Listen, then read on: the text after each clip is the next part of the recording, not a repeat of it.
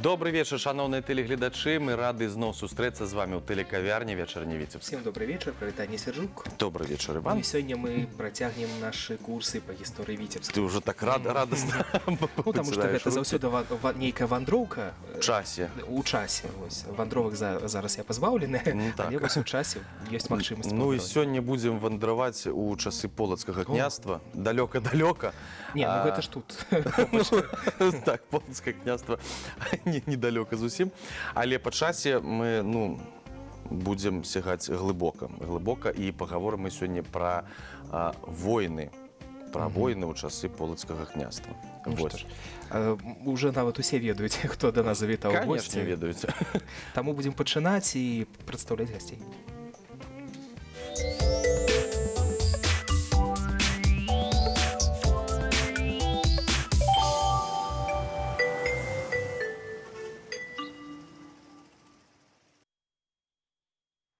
Яшчэ раз добрый вечер, шановныя тэлегледачы. І ўжо Іван сказаў, што вядома, хто ў нас сёння ў гасцях у студыі. Абсолютно зразумела, што гэта Дзяніс Юрчак, загадчык кафедры. Ой, кандыдат гістарычных навук, дацэнт. І Анатоль Дулаў, кандыдат гістарычных навук, дацэнт, загадчык кафедры гісторыі і культурнай спадчыны Віцебскага дзяржаўнага універсітэта імя Петра Мироновича Машэрава. Вось, бывае.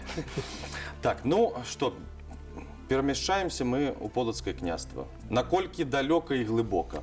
Будем перамяшчацца далёка, будем перамяшчацца ў тыя часы, калі па сутнасці на нашых землях з'яўляюцца войны, якія пачынаюць актыўна удзельнічаць у баявых дзеяннях, і тым больш тэму ў чымсьці сённяшняга эфіру падказаў мінулы тыдзень, таму што на мінулым тыдні адбылася навукова-метадычная рада пры Міністэрстве культуры Рэспублікі Беларусь, на якой быў нададзены статус гісторыка-культурнай каштоўнасці, прычым рэспубліканскага адразу значэння другой катэгорыі, унікальнаму элементу амуніцыі старажытнага война. Гэта шалом, які быў знойдзены у Бабруйску ў мінулым годзе, які стаў сапраўднай археалагічнай сенсацыяй, таму што гэта, па сутнасці, першая знаходка такога плану на тэрыторыі Рэспублікі Беларусь. І вось, нарэшце, гэты аб'ект даследаваны, нарэшце, асноўная праца завершана, і у самы бліжэйшы час, як толькі завершацца ўсе юрыдычныя працэдуры, ён набудзе статус гісторыка-культурнай каштоўнасці, і гэта ўжо будзе... І дзе яго можна паглядзець? Можна паглядзець... Памацаць, напэўна, нельга. Ён будзе знаходзіцца ў Бабруйску, там, дзе і знойдзены, а паглядзець яго давайте паспробуем вывесці, напэўна, і на экран адразу, таму што ў нас ёсць фотаздымкі. Гэта цікава, шалом і Бабруйск. Вось мы бачым той самы шалом з Бабруйска. Як ёсць, вось непасрэдна чалавек, які знайшоў актыўна аб'ект, даследавалі вядучыя спецыялісты. Трэба сказаць, адразу шмат скептыкаў з'явілася. Падазравалі, што гэта, магчыма, фальсіфікат пазнейшы. Але даследаванні паказалі і далі магчымасць, даказалі, што гэта арыгінал, і далі магчымасць надаць яму статус гісторыка-культурнай каштоўнасці. Якім стагоддзям датуецца? Датаванне, калі б я зараз адразу памятаў, гэта трэба будзе глядзець дзяржаўны спіс гісторыка-культурных каштоўнасцей, калі ён будзе ўключаны, але датуецца якраз прыкладна тым перыядам, якім калі адразу агучвалася, што гэта шалом Ізяслава, адпаведна мы можам прывязаць гэта да пачатку 10-го стагоддзя, канец 9-го стагоддзя. І гэта першы... Ці ўсё ж такі 10-11? Так. У нас ёсць сёння Анатолий Николаевич, які... Гэта я ўжо неправільна пераважу. Мы прывязуем да Ізяслава Полацкага. І вось пра што гэта сведчыць? Ёсць такая знаходка зараз і... Знаходка сама па сабе унікальная. Гэта шалом кшталту, якія іх некалькі, ну не некалькі, іх некалькі дзесяткаў знойдзена ў цэлым па ўсходняй Еўропе. У асноўным найбольш верагодная версія, што ён хазарскага паходжання. Яго маглі дазволіць сабе толькі прадстаўнікі эліты, прычым вайсковай эліты таго часу. Простыя войны, такія, ну, па сваіх даходах, па тым часе, калі можна так ўсё ж такі выкарыстоўваць гэтае слова, яны не маглі сабе дазволіць вось такі элемент абарончага ўзбраення. Таму гэта вельмі дарагая рэч, і нездарма Ігор Александрович Марзалюк выказваў гіпотэзы, што ён мог належаць полацкаму князю Ізяславу. Проста той з найбольш выбітных палітычных і ваенных дзеячаў таго часу, які, праўда, пражыў вельмі недоўгае жыццё, але тым не менш, калі па датаванні, ён прывязваецца прыкладна да гэтага часу. І адсюль непасрэдна і прывязка. Таму Аналогіі пайшлі з могільніка, так звана Чорная магіла на Чарнігаўшчыне. Гэта могільнік салтаўскай археалагічнай культуры, якую атаясамлююць з хазарамі якраз.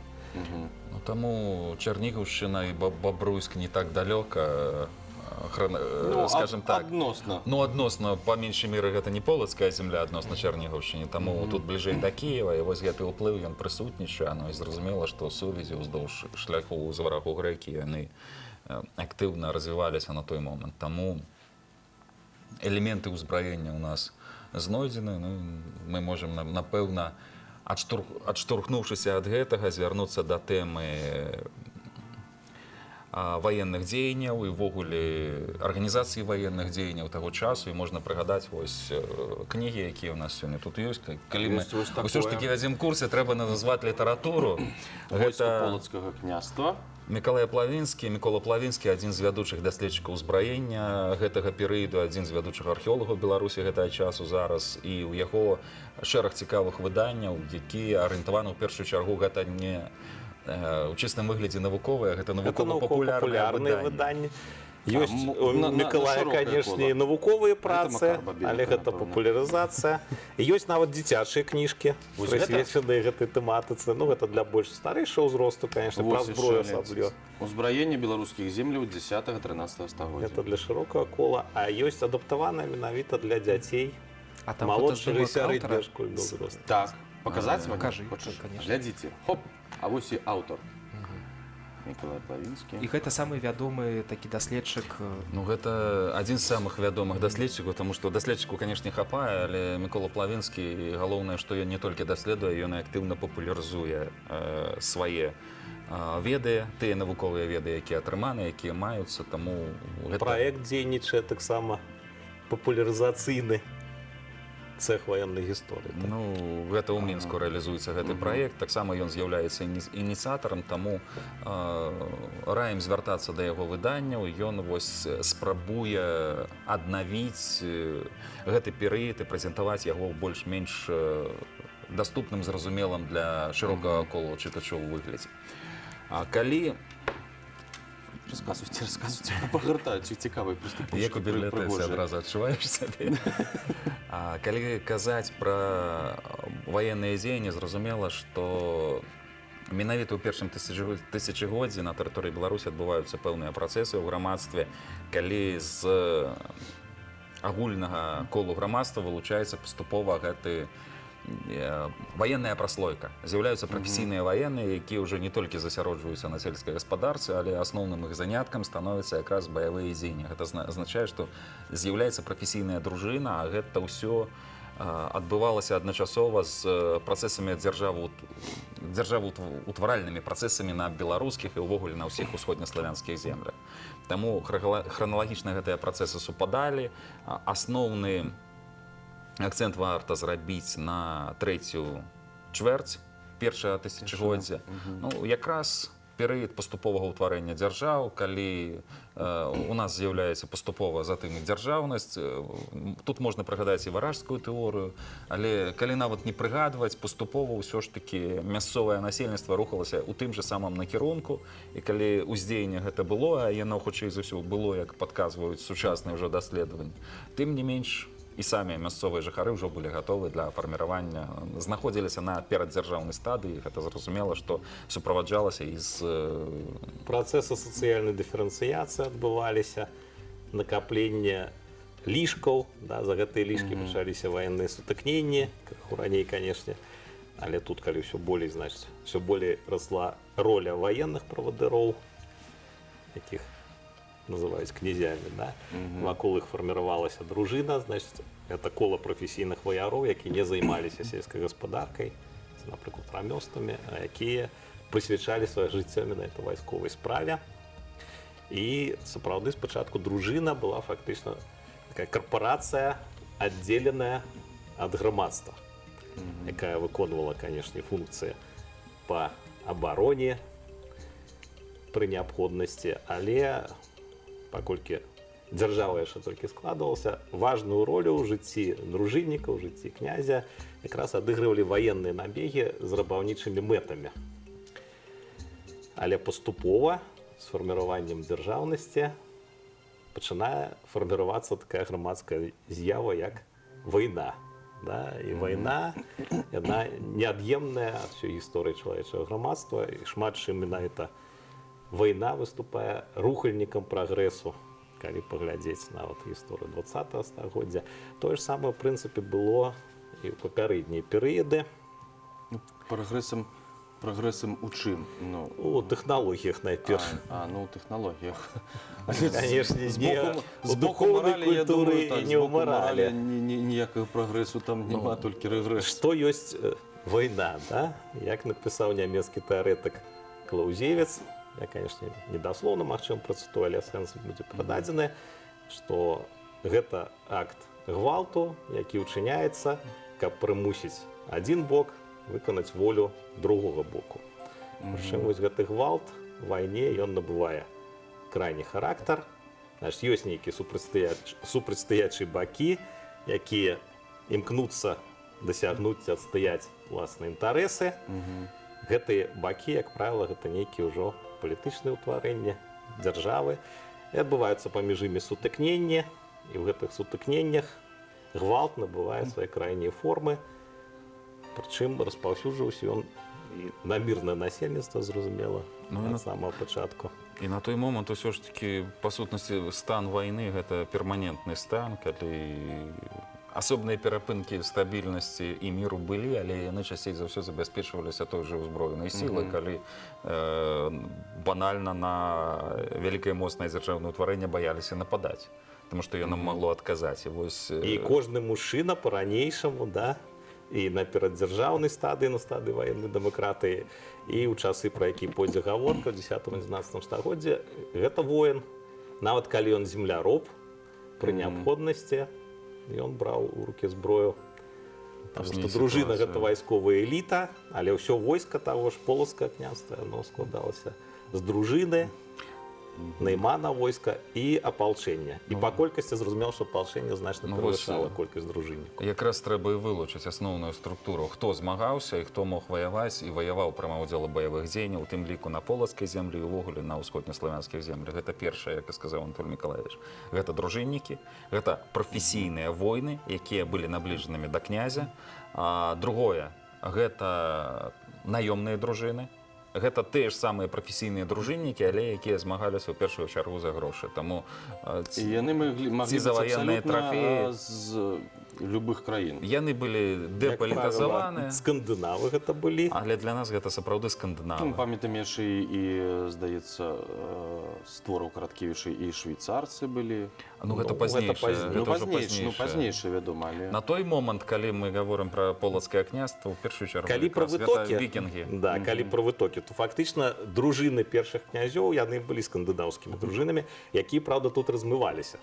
Таму што карпорацыя не была закрытай для доступа, і прадстаўнікі мясцовых эліт таксама ўваходзілі відавочна.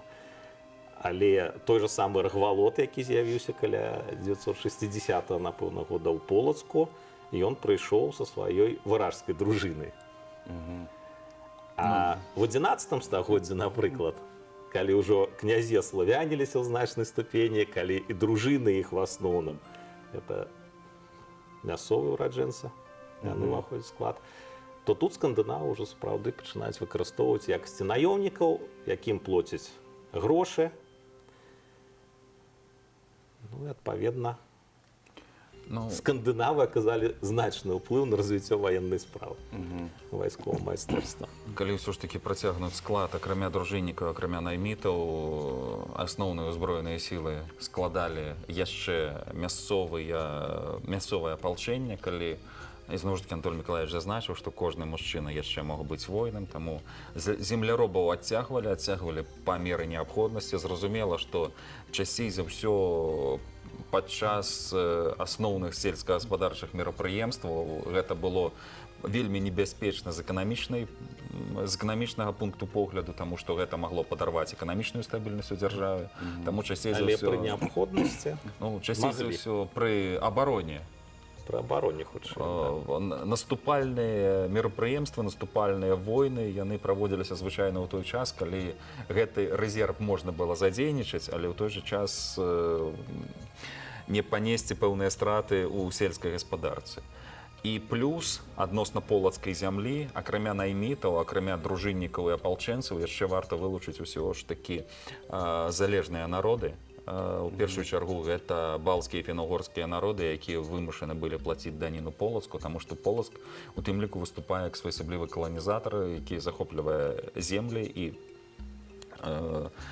заставляў тыя народы, якія знаходзіліся на гэтых землях, плаціць даніну. Ну, праўда, плацілі даніну яны таму, што Полацк быў мацнейшы, але ад гэтага яны таксама штосьці атрымоўвалі. Для іх полацкая земля выступала ў чымсьці і абаронцам па меры неабходнасці. Плюс за кошт тых войнаў, якія вяла полацкая земля, полацкае княства, гэтыя самыя народы таксама маглі удзельнічаць у па сутнасці грабежніцкіх ваенных нападаў на суседзяў, з якіх ізноў ж такі можна было штосьці ўзяць. Да, яны ішлі ў паход дзеля рабавання нейкага майна. Ну як, это была нармальная з'ява, да? І каб аслабіць эканамічны патэнцыял ворага, у тым ліку рабавалі і мірнае насельніцтва. Калі ў цябе штосьці не хапала, заўсёды можна было ўзяць у суседа. І гэта прынцып, які для сярэднявечча, для таго часу ён дзейнічаў і не лічыўся чымсьці такім амаральным. Ну, а потым чагосьці не будзе ў суседа, ён таксама прыйдзе і забярэ то, што яму патрэбна. Суседа па соль. Пазычце солі, і забіралі ўсё. Так вось найперш балцкія і фіно-угорскія народы выступалі ў паходах в якасці такіх залежных саюзнікаў. І мы можам прывесці прыклад. Гэта другі паход Усяслава, калі ён не на быў Новгород. На Новгород, калі ён не быў полацкім князем, ну, часова, правда, але ён ідзе ўвогуле на чале племені Водзь, ідзе на Новгород, ідзе з іншымі плямёнамі. Калі расказвалі, калі былі перадачы прысвечаны гісторыі полацкага княства, таму да, можа зараз але ёсць цікавыя крыніцы. Падрабязнасці ўдавацца, але тут, да, што цікава. Вось крыніцы, пра якія прыгадвае Мікола Плавінскі ў тым ліку, ёсць берасцяная грамата, у Новгарадзе шмат берасцяных грамат знойдзена, і прафесар Янін там актыўна працуе. Акадэмік. Але ў гэтай грамаце прыгадваецца, калі даслоўна, дай Бог, Літва встала на Карелу. І там гаабразны нейкі такі знак намаляваны, падобны. На Карелію, не? Да, на Карелаў. На Карелаў, на яшчэ адзін фіно-угорскі народ, балцкі народ. А гэта азначае, што балты і літоўцы выступілі супраць Карелаў, а пры гэтым яны былі па сутнасці саюзнікамі ў складзе войска Усяслава. І, магчыма, параза Усяслава пры гэтым паходзе на Новгарад была тлумачылася тым, што ў яго войску быў разлад паміж асноўнымі ўдзельнікамі, таму яму не ўдалося ў другі раз захапіць Новгарад, больш таго ён сам трапляе ў палон. І вось гэта невялічкае паведамленне з археалагічных крыніц карэнным чынам можа ўвогуле, ну не тое, што перапісаць, але перагледзець асобныя пазіцыі ў гісторыі дазваляе, таму што, хутчэй за ўсё, князь не проста так ішоў на Новгарад, ён быў вельмі добра падрыхтаваны, ён добра ведаў свае рэзервы, якіх адназначна, хутчэй за ўсё, на той момант хапала, дзеля таго, каб паўтарыць Новгарад і ўзяць вялікі палон у чарговы раз, а потым вярнуцца бліскуча ў Полацк. Ну вось, разлад не дазволіў гэта зрабіць. Прычым варта сказаць, што князя ў тыя часы немагчыма ўявіць без дружыны. Князь заўсёды быў разам з дружыннікамі. Ну і трэба таксама сказаць, што функцыі дружыны, яе месца ў грамадстве, яны якраз эвалюцыянавалі. Адна справа тое, што мы будзем мець 9 і нават на працягу 10 стагоддзя. Іншая справа, што мы назіраем в 11 стагоддзе, і калі на пачатку дружына як бы адасобілася ад асноўнай масы насельніцтва, ну, у тым ліку і праз тое, што з'яўляліся у нас дружыны скандынаўскія. І выніку унутранага развіцця грамадства таксама. Тут адбываецца новая інтэграцыя дружыннікаў у грамадскую супольнасць ужо на падставе новай ідэалогіі. І змяняюцца функцыі дружыннікаў. Калі раней гэта паплечнікі князя, а фактычна князь, ён сярод дружыннікаў успрымаўся толькі як першы сярод роўных, ён з імі піраваў, бяседы ладзіліся. Ну і ўрэшце знакамітае выказванне князя Владзіміра, якое ўсе вельмі любяць цытаваць. Гісторыкі часам падчас застолляў, да? Русі есть веселье, піце, не можам без таго жыць. Яно тлумачыцца не просто любов'ю да алкагольных напояў, тым больш, ну, тады мёд пілі. Яно тлумачыцца якраз традыцыяй, якая сягае яшчэ першабытна абшынныя часы, традыцыяй сумеснага балявання князя з дружыннікамі, падчас якога замацоўвалася еднасць. Да? Яна і кроўю замацоўвалася, яна і на сумесна вось гэтых і біцца, і піцца, і піць разам. І прычым князь раздаваў падарункі, знагароды, можна сказаць, падчас такіх піроў. Ну, хаця зразумела, што дружыннікі павінны былі аддарыцца нечым. А вось што магло быць падарункам у тыя часы? Ну, гэта ад князя і мяхі маглі быць, гэта магло быць і срэбра, відавочная зброя. А дружыннік чым? Ну, вядома, што ў князя больш варыянтаў, што падарваць. Нечым падобным. Ну і пра цесную сувязь князя і дружыны, зноў-такі, мы кажам пра часы князя Владзіміра Святаславіча, калі якраз Русь набывае рысы дзяржаўнасці. Гэта не проста нейкае ўтварэнне, якое звязана тым, што ёсць цэнтр, у які народы падуладныя плоцяць даніну, а з'яўляюцца ўжо атрыбуты гэтай дзяржаўнасці. Да, ёсць тэрыторыя, ёсць палітычная публічная ўлада, якая распаўсюджваецца на гэтую тэрыторыю, і фарміруецца апарат кіравання. Так вось, і на той момант Владзімір вельмі клапаціўся пра сваіх дружыннікаў, і, скажам, калі дружына стала раптаць, што мы тут ядзім драўлянымі лыжкамі, прычым напісана, што пасля таго, як яны ўжо крыху выпілі, гэта адбывалася. Так, што то за лыжка? Да. Разгледзелі. Да. А не срэбраныя. Негожа? Так вось Владзімір загадвае зрабіць срэбныя лыжкі і тлумачыць матывы свайго ўчынку, што дружына яму срэбра і злата здабудзе. А, здабудзьце, я вам зраблю лыжкі. Не. Але срэбрам сапраўдных дружыннікаў не здабудзеш. Нешта такое было. А вось кажучы пра колькасць, гэта дружына, мы кажам зараз пра колькі чалавек, якія так блізка былі да князя. Пра што я пачаў казаць, відавочна, што колькасць дружыннікаў расла таксама. Ад некалькіх соцень, магчыма, ўжо да 1000, а ў буйным княстве да некалькіх тысяч чалавек. Ну і пытанне, зноў ж такі, яны не заўсёды былі пра князя. Да, так вось я пра эвалюцыю дружыны пачаў казаць. Што я маю на ўвазе? Што дружына таксама пераймае функцыі дзяржаўнага апарату. І вось гэта больш яскрава праяўляецца раздзяленне дружыннікаў на старэйшую дружыну і малодшую дружыну. Старэйшыя дружыннікі, яны ўжо выконваюць і адміністрацыйныя функцыі, яны самі могуць выступаць кіраўнікамі вайсковых атрадаў. Той час, як малодшыя, яны звычайна адначасова могуць вырашаць многія адміністрацыйныя пытанні, мытныя пытанні, эканамічныя пытанні. І малодшыя таксама выконвалі, але яны часцей за ўсё выконвалі даручэнні старэйшых. І вось так фарміруецца... А князь раіўся са старэйшай дружынай. Так фарміруецца, па сутнасці, на той момант дзяржапарат, які быў вельмі цесна, не проста вельмі цесна, а ён быў чымсьці адзіным, адначасова з узброенымі сіламі. І вось ідзе гэтая паступовая эвалюцыя. І прычым, калі Анатоль Мікалаевич тут прыгадвае Владзіміра, зразумела, што на той момант першапачаткова полацкая зямля па выніках славутага смерці Рагвалода і славутага сватання Владзіміра Дарагнеда, яна апынулася ў складзе кіеўскага княства, дзяржавы Владзіміра. А затым тыя ж самыя традыцыі яны былі запазычаны і актыўна прыжываліся і выкарыстоўваліся на беларускіх землях. І наконт колькасці тых жа дружыннікаў, зразумела, што і пры полацкіх князях колькасць дружыны непасрэдна пры самім князе хутчэй за ўсё налічвала некалькі соцень чалавек. Ну, перад самай магутнасці, магчыма, гэтая колькасць была значна больш, чым пры не ў самыя стабільныя перыяды.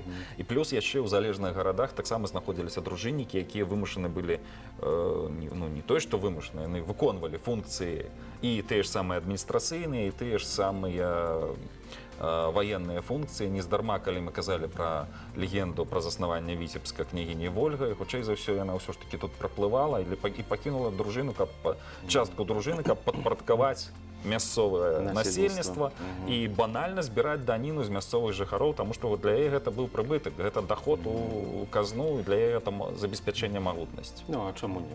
Праехала, ну, давайте. І асабліва на памежжы ў гарадах, асабліва ў фарпостах полацкага княства, які ў 11 стагоддзі ўзнікаюць. Але тут гаворка ўжо пра некалькі дзесяткаў чалавек. Ну, акрамя найбольш самых небяспечных, куды можна было, не той, што можна, а патрэбна было кінуць больш значныя сілы, таму што яны знаходзіліся часцей за ўсё не самым простым асяроддзі, асабліва калі гаворка вялася пра тыя ж памежныя гарады, дзе пражывала іншае насельніцтва, нават іншамоўнае насельніцтва. Таму яны былі гарантамі забеспячэння ўлады ў гэтых гарадах. Ну, тая ж самая, допустим, дружыннікі Вольгі пакінутыя ў Віцебску. Яны не ўспрымаліся як свой апарат. Гэта быў апарат навязаны звонку.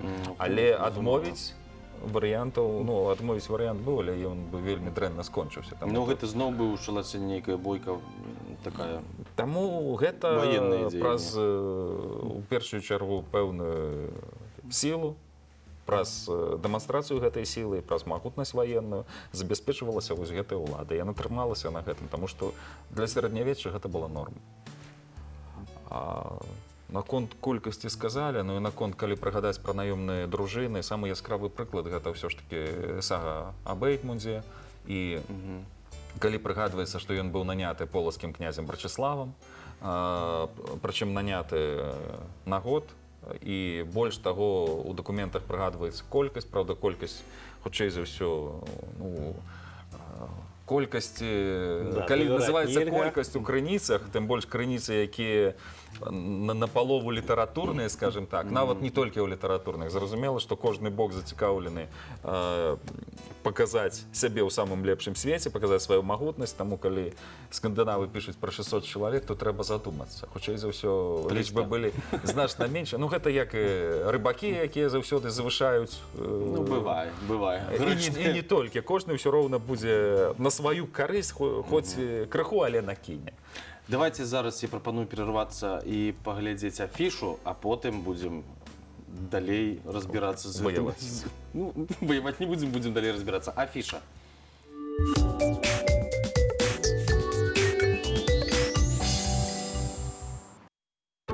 24 октября Белорусский театр «Лялька» приглашает на спектакль «Умка». Белый медвежонок Умка встречает свое первое солнце и знакомится с необычными медведями, у которых на носу не растет шерсть, а шубка легко снимается и также легко надевается. Может ли маленький медведь подружиться с человеком? И что получится в результате их необычной дружбы? Начало в 11:00.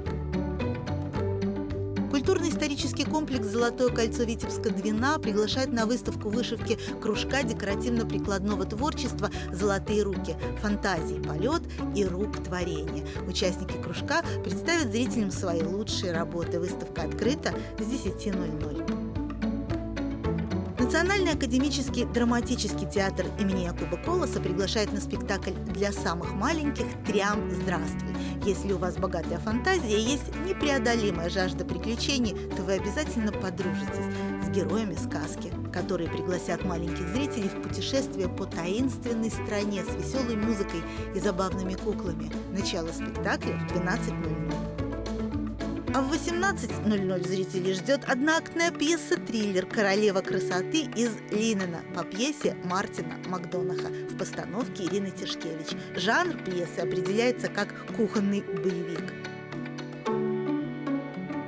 25 октября Белорусский театр «Лялька» представит интерактивную сказку для детей «Осторожно, Соня». Маленькая Соня остается дома одна и исследует все, что попадается ей на пути. А юным зрителям предстоит обучить Соню правилам безопасного поведения. Начало в 11:00. Витебская областная филармония приглашает на концерт органной музыки. Музыкально-познавательная программа для детей познакомит их с историей происхождения и устройством органа. Вероника Извинская, в исполнении которой прозвучит музыка Баха, Шуберта и других композиторов, продемонстрирует всю красоту, мощь и богатство звучания органа. Начало концерта в 11:00.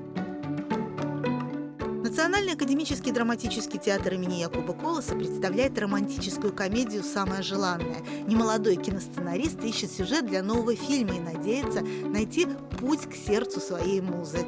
А дальше зарождается настоящая любовь. Начало спектакля в 18:00.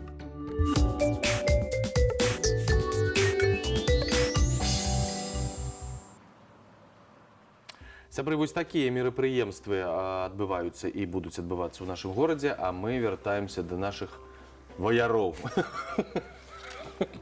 Часоў полацкае княства. Так. Ну, мы, напэўна, вернемся ўсё ж такі да пытання колькасці, толькі не колькасці дружыны, таму што ўзнікае пытанне. Зразумела, што дружына выкарыстоўвалася ў першую чаргу як у тых жа дзяржаўных ваенных функцыях, але гэта ў першую чаргу і ахова князя найбольш блізкая.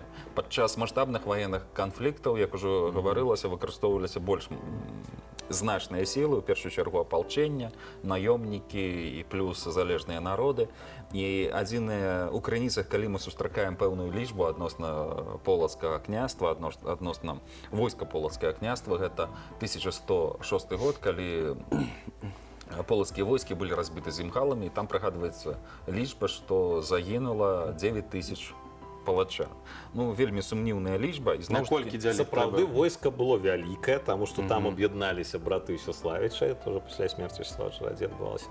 Але лічба, хутчэй за ўсё, сімвалічная, якая якраз падкрэслівае маштабы разгрому. То есть наколькі дзяліць, сказаць складана, ну, можна прыкладна, мы ж не ведаем, хто з братоў колькі выстаяў воінам. Але хутчэй за ўсё Разважаць можна, дакладна сказаць нельга. Усё ж такі, калі такія маштабныя канфлікты, некалькі тысяч Магло ўдзельнічаць за кошт якраз мабілізацыі ўсяго, па сутнасці, асноўнай часткі мужчынскага насельніцтва, у тым ліку занятага ў сельскагаспадарчых працэсах. Ну, элементарны прыклад, да, гэта сітуацыя 1067 года, 3 сакавіка бітва на Нямізе, вельмі крывавая, пра яе мы, напэўна, сёння яшчэ вспомнім. Калі паспеем. А ўжо ў ліпені Всеслав, які быццам бы быў шэнт разгромлены братамі Ярославічамі, сустракаецца з імі на аршыў Смалінска. Але Ярославічы ўжо баяцца з ім біцца. І яны, вы памятаеце, там цалуюць крыж, прыносяць клятву перад Богам і людзьмі, а потым гэту клятву парушаюць. Значит, ім было нават не страшна паспрабаваць падмануць Бога, але ім было страшна біцца з войскам Всеслава. А трэба уявіць сабе эканамічны і вайсковы, самае галоўнае ў дадзенай сітуацыі, патэнцыял 3 магутных рускіх княстваў. Кіеўска, Пераслаўска, Чарнігаўска. Гэта значыць, што Всеслав аднавіў свае страты ў першую чаргу за кошт свабодных сялян і за кошт гараджан. І рэсурсы, хутчэй за ўсё, былі прыкладна роўныя. Хаця тая ж бітва на Нямезе, зразумела, зноў ж такі, апалчэнне магло ўдзельнічаць. Мы не ведаем дакладнага апісання, мы толькі ведаем, што бітва была вельмі крывавая, прычым пра гэта памяталі ўжо праз стагоддзя. Адпаведна, нарабілі шуму. Магчыма, гэта бітва вельмі вылучалася за кошт сваёй, можа, не маштабнасці, а крывавасці і звязанасці з тымі асобамі, якія цікавілі аўтара слова пра паход Ігораве. Ну, тут свае гіпотэзы могуць узнікаць, але як ёсць. Так што тым больш бітва была крывавая, і Мінск быў спалены. На той момант ён быў вымушаны, горад прыйшлося аднаўляць у іншым месцы ўвогуле. Гэта наконт таксама наступстваў, якія ішлі па выніках бітвы. Ну і, дарэчы, тут таксама ў чымсьці... Да бітвы. Ну, тут не бітва, тут якраз нападзенне.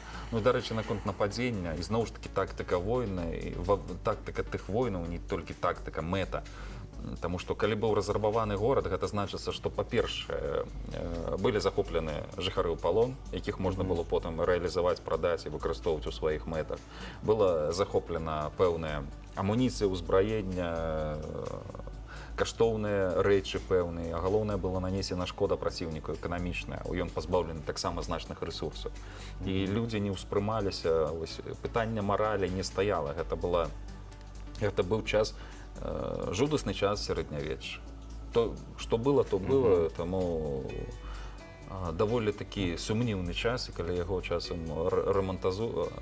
рамантазуюць, ёсць свае нюансы, заўсёды ёсць свае плюсы і свае мінусы. Ну, варта сказаць, што ранняе хрысціянства, оно ўвогуле асуджала вайну, якраз з-за гвалту, але потым адбываецца ўжо ў 4-5 стагоддзях нашай эры змена стаўлення хрысціянскай царкве, і войны, той же самы Аўгустын Блажэнны, ён дзеліць на справядлівыя і несправядлівыя. Так вось, справядлівыя войны — гэта не проста дазволены хрысціяніну, гэта фактычна абавязак хрысціяніна воіна. Так? І калі там, скажам, воін абараняе свой народ, то гэта не грэх. Гэта фактычна ён выконвае абавязак, і калі ён лье кроў, гэта, ну, можа, сапраўды і грэх, ну, грэх, які будзе яму прабачаны. І вось гэта якраз мы назіраем, да? Разам з хрысціянізацыяй, у кароткія, праўда, тэрміны, вось гэта адбываецца змена стаўлення, тым ліку у грамадстве, да воінаў і да войнаў. Таму што, вы разумееце, той же самы Святаслаў Чарадзей, значную частку свайго княжання ён правёў якраз у войнах. І сапраўды ён мабілізаваў вельмі вялікую колькасць апалчэнцаў, пра што мы можам меркаваць, канешне, гіпатэтычна, але з даволі высокай ступенню упэўненасці. А разумееце, калі б яны не падтрымлівалі свайго князя ў гэтым, да, ну, не атрымалася па яго нічога. Значыць, яны ўспрымалі і гэтай выправы Ўсяслава, і збор, каб абараніць сваё княства, не толькі як проста нейкую прыхаць князя, як раней, да, схадзіць, парабаваць, паказаць сваю зухаватасць, а як дзейнасць в інтарэсах усяго княства і в інтарэсах свабоднага насельніцтва гэта княства. Кажучы пра апалчэнцаў, ім выдавалася нейкая зброя, ці вось з чым яны? Ну, вось якраз падышлі мы да зброі. Да, зброі. Думалі, як адштурхнуцца? Да, ну у нас уже нечаканыя тут ёсць пераходы, але тым не меней. Значыць, ну, зразумела, калі казаць пра дружыннікаў, гэта быў элітарны ваенны слой, і зброі яны карысталіся элітарнай. Калі казаць пра апалчэнцаў, вось ваярскі в значнай ступені яны карысталіся нейкімі рэчамі паўсядзённымі. Скажам, сякеры, якія знаходзяць, яны маглі служыць і ў побытавых мэтах, дровы пасекчы, да, дрэва секчы, яны маглі служыць і на вайне. А вось самыя коп'і небагаты. І на паляванні можна было скарыстаць, і ў баявых дзеяннях. Але пры неабходнасці і каней зброю, відавочна, выдаваў князь. Мы гэта бачым, калі кіяўляне ў 1068 годзе, пасля таго, як войска Яраславічаў пацярпела паражэнне на ад полаўцаў, патрабуюць ад Ізяслава, каб ён даў зброю і каней, каб яны маглі яшчэ разбіцца з полаўцамі. Ну і калі, ну, дарэчы, калі прыгадалі каней... Да, сімвал сярэднявечча, сімвал рыцарства, давайте з гэтага пачнем. Да, гэта, канешне, меч. Але меч — гэта зброя на нашых землях, якая не так часта сустракаецца, да, пры археалагічных даследаваннях ці выпадковых знаходках. Гэта зброя элітарная, сапраўды. Відавочна, старэйшыя дружыннікі былі ўзброены мечамі. Наконт малодшых, ну, па-рознаму можна меркаваць. Скрывічаў дружыннік нашы. Ну, увогуле трэба сказаць, што гэта праца клуба гістарычнай рэканструкцыі «Варгінторн».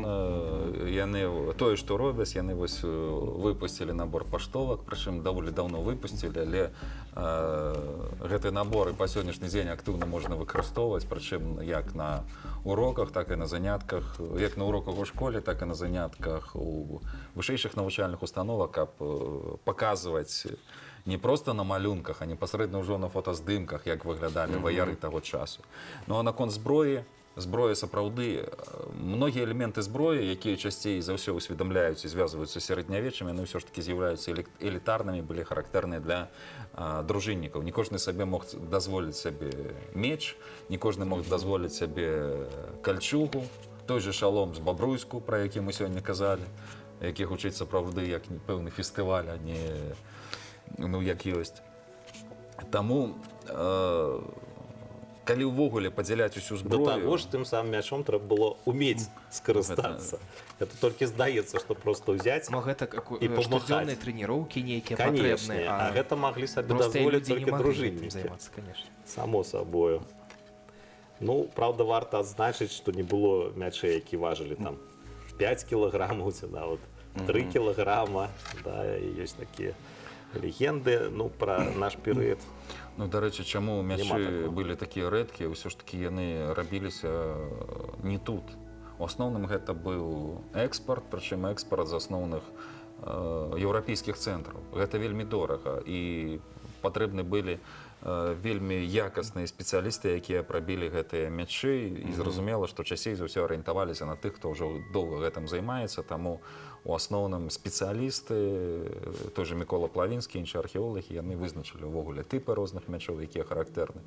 І тыя мячы, якія знаходзяць у тым ліку на тэрыторыі Беларусі, іх вельмі проста, ну калі яны не па фрагментах знойдзены, а больш-менш. Ідэнтыфікаваць просто, да? Тыпалогія ёсць агульная, да, нарвежскім археолагам Петерсонам яшчэ на пачатку 20 стагоддзя прапанаваная. Яна выкарыстоўваецца для ўсёй Еўропы, таму што в асноўным это былі францкія мячы, і знаходзіць іх у тым ліку і на нашых землях. У Віцебскім абласным краязнаўчым ёсць меч, які быў знойдзены на рубаўскіх парогах, які патрапіў, і яго ідэнтыфікавалі, патрапіў ён сюды вось якраз з заходняй Еўропы, а гэта ўжо шмат пра што гаворыць, наколькі гэтыя сувязі былі... Я тут яго бачу просто. Ён і ў другім выданні ёсць, таму насамрэч зброя, элітарная зброя, яна трапляла часцей за ўсё здалёк і была...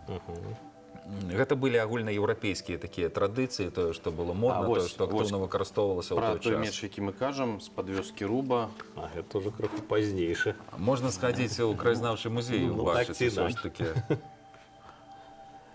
Вось такі. Ну, дарэчы, можна ўзяць і кніжку Міколы Плавінскага і пачытаць, таму што мы толькі акрэслім павярхоўна, а ўсе падрабязнасці прадстаўлены менавіта ў гэтым выданні.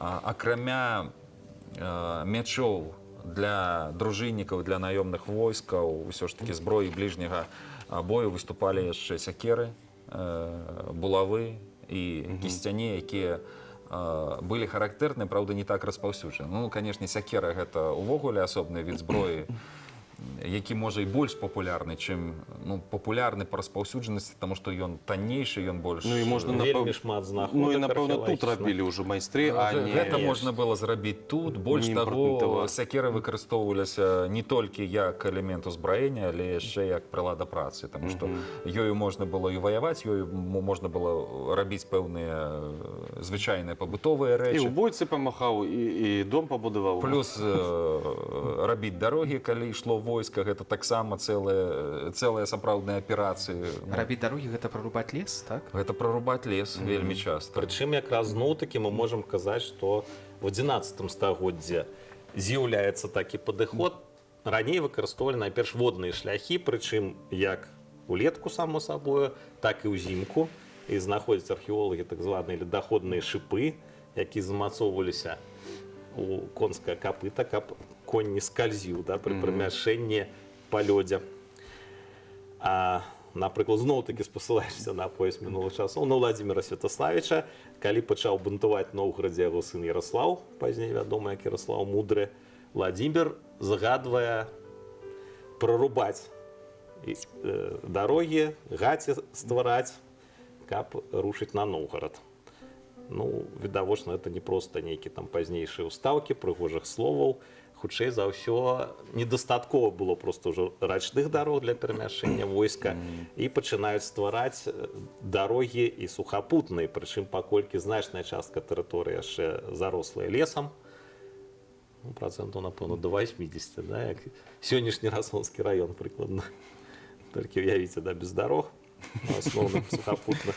прыходзілася шмат папрацаваць часам, каб прабіцца праз гэтай зарасці. Але гэтыя дарогі потым мелі эканамічнае значэнне, таму што ўсё роўна ідзе вайной, гэта азначае, што калі будзе умоўна падпарадкаваны той ці іншы населены пункт, з ім лепей мець адпаведную эфектыўную сувязь, а гэта Ну, гандаль. рэкі не заўсёды дазвалялі гэта рабіць, і ў выніку тут вось ёсць і Ваенны фактары на палітычнае развіццё аказваў І на уплыў, эканамічнае. і на эканамічнае, ну і на Ну, культуру вось гэта тое, з самасабліва. чаго мы пачыналі, калі вы сказалі, так, што вайна, яна вось так змяняе жыццё і вот прыносіць нейкія вось такія новыя рэчы, як дарогі в данном выпадку.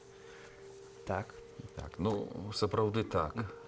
Давайте, напэўна, яшчэ прыгадаем зброю бліжняга бою, таму што да зброі бліжняга бою яшчэ адносіліся коп'і і дроцікі. Ну, дроцікі не ў сучасным разуменні, гэта Не дартс. не дартс, а гэта невялічкія коп'і, але ўсё роўна З гэта улицы, да. Якія, як метальная зброя. метальная зброя, і пра яе распаўсюджанне могуць сведчыць археалагічныя знаходкі, у першую чаргу наканечнікаў. І ўжо там таксама ёсць свая спецыялізацыя, археолагі звычайна па гэтым ужо могуць зрабіць па такіх знаходках пэўныя ці іншыя высновы наконт баявых дзеянняў, наконт узбраення. Акрамя таго, была зброя дальняга бою, але в асноўным яна прадстаўлена лук і стрэлы. Стрэлам той час. Лукі былі драўляныя, часам яны ўзмацняліся за кошт касцяных уставак, накладак, якія дазвалялі больш эфектыўна выкарыстоўваць гэты від зброі. Ну, асноўнае, што сведчыць пра распаўсюджанне гэтага віда зброі, гэта наканечнікі стрэл. Стрэлы таксама былі розныя, наканечнікі адрозніваюцца, яны таксама тыпалагізаваныя, але зноў ж такі гэта зброя залежала ад таго, з кім прыходзіцца ваяваць. Калі амуніцыя, кальчуга і латы, гэта ўжо адзін від наканечнікаў. Калі гаворка не вядзецца пра вялікую экіпіроўку праціўніка, там магло выкарыстоўвацца штосьці іншае. Ну і наколькі гэта эфектыўна, тут магчыма, прыйдзецца правесці паралель ужо нават не з нашым кантынентам, просто прыгадваецца ўжо індзейская тэматыка, калі тыя ж апісанні этнографаў сведчаць пра тое, што воін Апач мог на адлегласці 200 метраў забіць канкістадора, які таксама выкарыстоўваў элементы абароны. Ну вось уявіце сабе, гэта не так проста, але якая магутнасць магла быць у гэтай зброі дальняга бою. Плюс, калі гаворым, трэба казаць пра засцерагальнае узбраенне, у першую чаргу гэта тая ж самая амуніцыя, ну на фотаздымках мы бачылі, падрабязна не будзем, тут лепей, напэўна, якраз Гэта кальчуга запрасіць і пласцін, што рэканструктораў. з'яўляецца.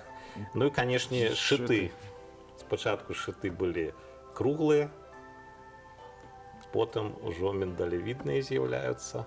Тут усё залежала ад таго, што паступова і вызначаецца і пашыраецца роля кавалерыі, коней. Спачатку іх выкарыстоўвалі проста для перамяшчэння войска. У асноўным войскі гэта былі пешыя баі, калі спешваліся ці калі раптоўна нападалі на той ці іншы населены пункт.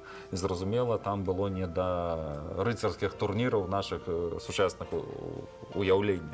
Затым значэнне кавалерыі павялічваецца і становіцца зразумела, што ваяваць можна і на конях. І вось паступова гэты працэс прыводзіць ужо нас да больш позняга перыяду, калі Сярэдзіна 11 стагоддзя прыкладна ўжо і не спешваюцца. Але ў любым выпадку сутыкнення носіць характар адзінаборства. Калі з'явілася, мы бачым фотаздымкі, мы бачым малюнкі. Мініяцюры радзівілаўскага летапісу, гэта 15 стагоддзя. Значыць, это ўжо пазней. Так у 15 стагоддзі уяўляў мастак, ілюстратар тых людзей, тыя падзеі, якія адбываліся прыватнасці ў 11 стагоддзі, нейкія радасныя бітвы, я бачу. Амаль коміксы. Ну гэта якраз малюнкі, мініяцюры, якія звязаны з Усяславам Чарадзеем, і ў тым ліку там была прадстаўлена бітва на Нямізе. Таму яны дазваляюць магчымасць убачыць, ну, па меншай меры бліжэй да часу, хаця зноў ж такі з пазіцыі больш пазнейшай, калі вось якраз кавалерыя актыўна выкарыстоўвалася, калі коні выкарыстоўваліся ўжо непасрэдна падчас баявых дзеянняў. І ўсё. Шкада. Я ж казаў, калі паспеем. Вось, так, у нас час сапраўды выйшаў, але... Тэму можна будзе яшчэ працягнуць. На 2 разы. Пакуль не развітваемся, давайте разам паглядзім на вясёлых жывёлак і рубрыку Александра Каранмана «Мир не без добрых зверей».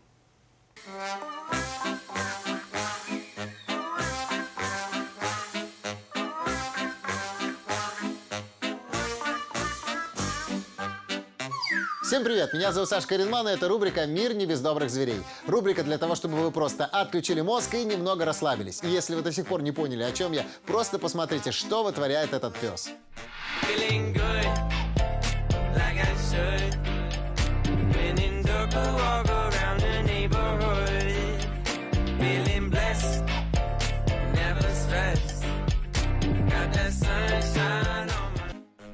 Предлагаю сегодня сделать собачий выпуск в хорошем смысле этого слова. Ну, потому что человек собаки друг, на секундочку.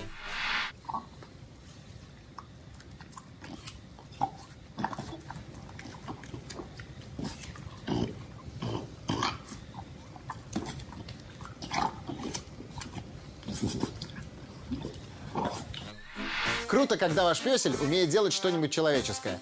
Ну, как минимум, уверенно ходить на задних лапах.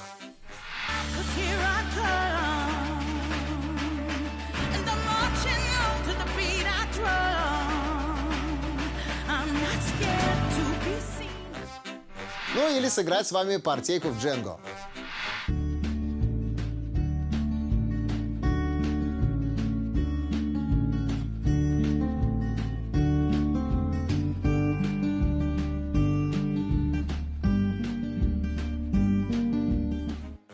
Кстати, если у вас также есть прикольный домашний питомец, присылайте видео с ним в наш инстаграм Беларусь4 Витебск. И мы покажем его в следующей программе.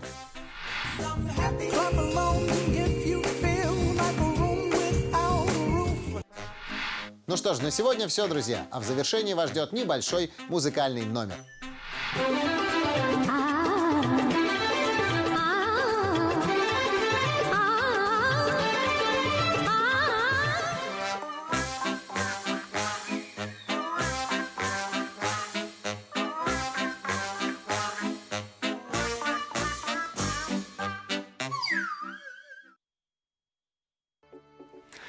Ну што ж, сябры, нам застаецца толькі развітацца з нашымі гасцямі. Дзякуй, Дзяніс, дзякуй, Анатоль. І мы ўжо пакуль глядзелі жывёлак, дамовіліся, што працягнем мы яшчэ гэтую тэму. Хутчэй за ўсё адбудзецца яна ў першы чацвер ужо лістапада. Дзякуй за цікавы аповед і чакаем працяг. Дякую. Працяг абавязкова будзе, таму што гісторыя нам дазваляе размаўляць бясконца пра гэта. Ну а напрыканцы наш музычны нумар, гэта сёння будзе ўзорны вакальны калектыў «Рознакаляровая планета». Пакуль пабачымся.